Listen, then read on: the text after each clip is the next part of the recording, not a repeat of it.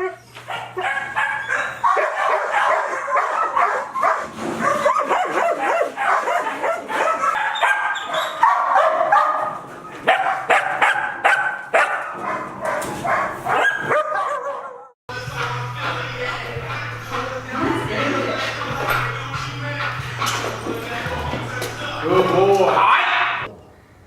think it's ordained for us to be able to work a dog, and I love it. It's a beautiful thing. It's a godly thing.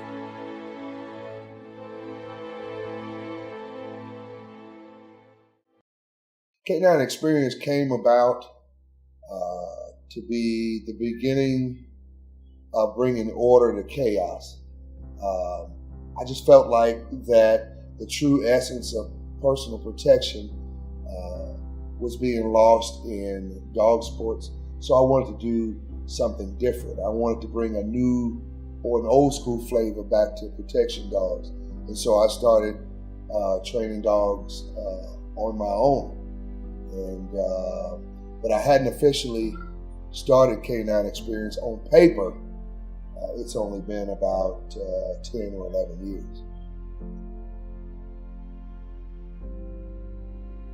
I met Gavin when he was 13 years old. He came to me, he wanted to work with dogs, and I wasn't keen on having a 13-year-old get bit by dogs. So what I did was I sent him home on his way. His cousin brought him out to meet me. We had a nice time, we talked, and I loved him. I loved his passion. He came back again when he was 15, and then again when he was 16. And when he was around 18, he came around when I was sick with cancer. And he learned enough to help keep my business afloat. And I'm indebted to him for it, and I love him for it. And he's almost son-like that. He's just a real good spirit and a humble person. When I first got here, I was probably, I had to be 19. Yeah, I had to be 19. It was 2013. Started here, I was showing up every Saturday. That's the only days that Cecil trained out here. I started here, not even just basically learning, just looking, learning, and Cecil was just trying to figure out if I was gonna stick around. And Saturdays was going by, and I was coming. And finally one day he asked me, did I want to jump in the bite suit? So of course I'm not gonna say no. Purpose of a personal protection dog, man, is that dog that can serve as a companion first, but also do the things that you as a human cannot do. That dog that you have that is a personal protection dog is a dog that don't understand that any harm can come to him. Okay, if you have a personal protection dog, you most likely want to make sure that it is very clear-headed. Therefore, that the dog understands the scenario versus just being an aggressive dog. It's not necessarily aggression. It's basically acting.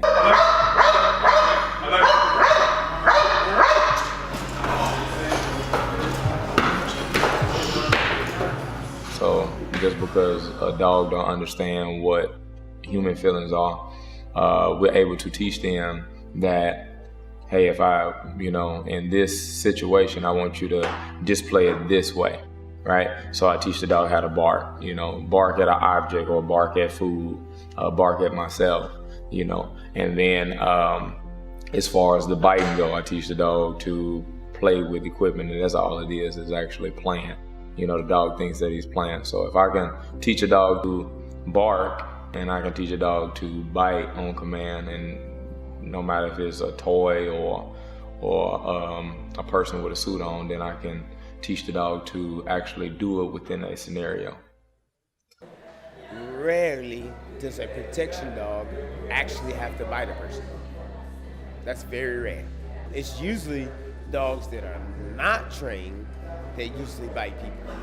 If you take in consideration, let's say, martial arts or mixed martial arts, the times that those type of individuals actually would have to use that against a person is very low, right? Because they're confident in being able to deal with those situations. The best way to win a fight is not to have to get in one. Dogs are companions.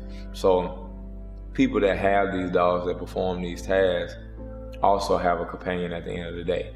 So a lot of lonely people, a lot of people that have, extreme, really intensive jobs and stuff like that, their dog is able to be at the house at the end of the day and serve them a purpose of comfort. And then, it's just a plus that that dog is somewhat what I call a superhero that can do anything. Over years, through trial and error, I've developed my own system that I'm comfortable with. I can convey that to people, not just for the time that I'm in front of them, but for a time that when we're extended family, we're away from each other.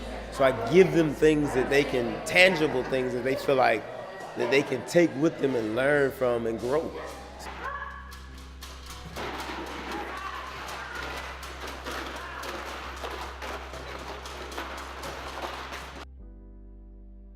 What I'd like an everyday person to know about canines is that outside of being our friendly neighborhood pets, outside of being a law enforcement narcotic dog or a executive protection dog, that these dogs all have love to give and they're more willing to work for you the more that they love you. And so if you can use their love as a catalyst for work, you got something special there.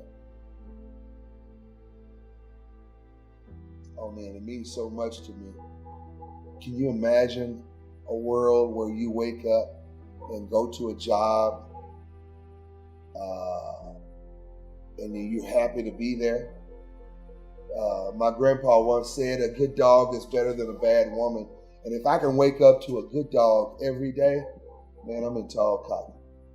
It's most definitely something that's addicting, but it's extremely hard. And as long as you want to, push forward and you got the motivation to do something, you can most definitely do it through your passion. But you got to, always have an open mind and to wanting to move forward.